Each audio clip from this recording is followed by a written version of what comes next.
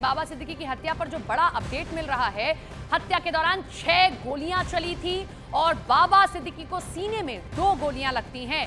3 नहीं, ये शूटर्स थे 4 थी इनकी संख्या, जो हमने आपको बताया, भी हमारे सहयोगी भी आपको बता रहे थे कि ये संख्या जो है शूटर्स की वो 3 नहीं बल्कि 4 है। 3 तो वो थे जिनको शूटिंग का आदेश दिया गया था कि आपको गोली चलानी है, और एक वो व्यक्ति था जो लगातार पल पल का अपडेट इन शूटर्स को दे रहा था बाबा सिद्दीकी को लेकर।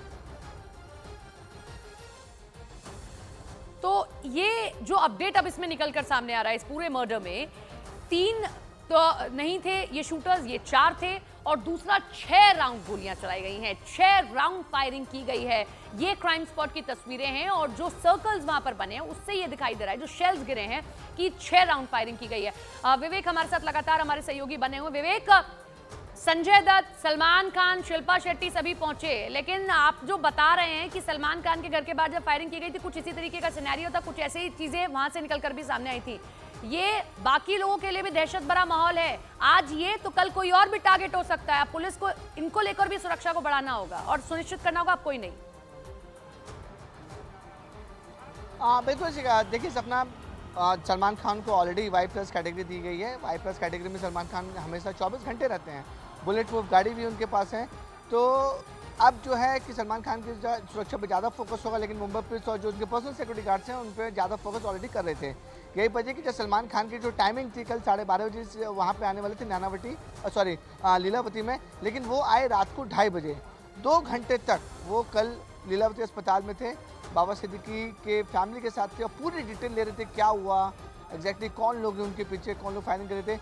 सुबह 4:30 बजे जब बाबा सिद्दीकी की बॉडी को निकालने की प्रोसेस शुरू हुआ कूपर हॉस्पिटल में, क्योंकि लीलावती हॉस्पिटल प्राइवेट हॉस्पिटल है, वहाँ पे पोस्टमार्टम होता नहीं है, पोस्टमार्टम सरकारी अस्पताल में किया जाता है। इसलिए बाबा सिद्दीकी की बॉडी को लीलावती से अब कूपर हॉस्पिटल में भेजा गया है, वहाँ पर ये पोस्टमार्टम होगा। सुबह तकरीबन 8 बजे पोस्टमार्टम शुरू होगा।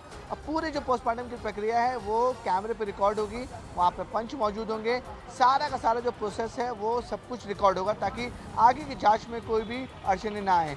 लेकिन मैं फिर से आपको वो स्पॉट दिखाऊंगा कि जहाँ पे ये जो क्राइम स्पॉट है वो सपना बहुत ज़्यादा इंपॉर्टेंट है।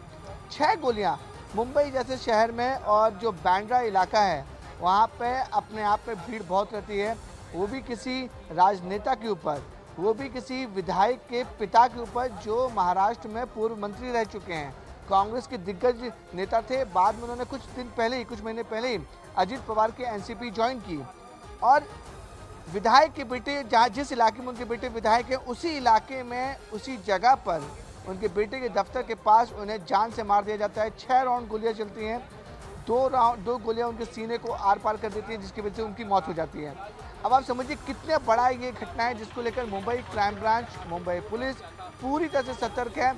2 जो आरोपी हैं वो पकड़े गए हैं। अब सब कुछ, पूरी निगाहें उन 2 आरोपी के ऊपर है कि आखिरकार वो क्या बोलते हैं। जो पिक्चर सामने आ रही है, एक बात और ये भी है विवेक, जो इतने भीड़ भाड़ वाले इलाके में नहीं डरे, वो पुलिस के सामने कितना कबूलनामा करते हैं, ये भी बड़ी बात है। उनको मालूम होगा कि हमें अगर शूटिंग करेंगे तो हमको पकड़ भी लिया जाएगा।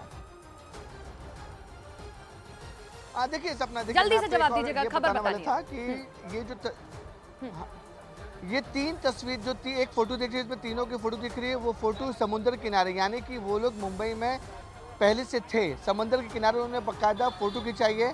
फोटो, ये जो तीनों आरोपी की फोटो मिली है किसी आरोपी के मोबाइल फ़ोन से मिली है, यानी कि उन्होंने पूरी रेकी करके रखी हुई थी, मुंबई घूमा भी, और उन्हें पता था कि बाबा सिद्दीकी जहां आने वाले हैं उस जगह उन्हें पहुंचना है, और वहां जाकर उन्हें शूट आउट करके बाबा सिद्दीकी को मौत के घाट उतारना है। अब पुलिस रिमांड होगी सपना, वो काफ़ी ज़्यादा इंपॉर्टेंट होगी, क्योंकि आज कोर्ट में पुलिस इस बात को बताएगी कि उन्हें रिमांड क्यों चाहिए, ये दोनों आरोपी कौन से गैंग से हैं, इन दोनों आरोपी को फोन से क्या क्या मिला है, ये सारा खुलासा आज कोर्ट में होगा। चलिए आप बने रहिए हमारे साथ में, लौट रहे हैं आपके पास में। इस बीच बड़ी खबर आपको बता दें, कांग्रेस और AIMIM के नेताओं ने बाबा सिद्दीकी की हत्या को लेकर महाराष्ट्र सरकार पर सवाल खड़े कर दिया। उन्होंने कानून व्यवस्था को लेकर शिंदे सरकार पर हमला भी बोला है। ये बड़ी खबर आप देख रहे हैं। हालांकि एक और खबर निकलकर सामने आ रही है, लॉरेंस गैंग का इसमें हाथ होने का शक भी है। गुजरात के साबरमती जेल में इस वक्त लॉरेंस बिश्नोई बंद है, और लॉरेंस गैंग का इसलिए हाथ क्योंकि 9 दिन से मौन व्रत पर था लॉरेंस बिश्नोई। बाबा सिद्दीकी हत्याकांड के बाद शक की सुई सीधे सीधे साबरमती जेल में बंद लॉरेंस बिश्नोई पर घूम रही है। बताया गया कि लॉरेंस बिश्नोई पिछले 9 दिनों से मौन व्रत पर था। हालांकि अब तक न तो मुंबई पुलिस न ही दिल्ली पुलिस को ऐसी कोई इनपुट हाथ लगे जिससे ये दावा किया जा सके कि हत्याकांड के पीछे लॉरेंस गैंग का ही हाथ है। लेकिन इस केस की जांच में अब दिल्ली पुलिस की स्पेशल सेल भी जुट गई है। दिल्ली पुलिस की काउंटर इंटेलिजेंस यूनिट, जो पहले भी मुंबई के कई बड़े ऑपरेशंस में मुंबई पुलिस के साथ काम कर चुकी है, वो इस केस से जुड़ चुकी है।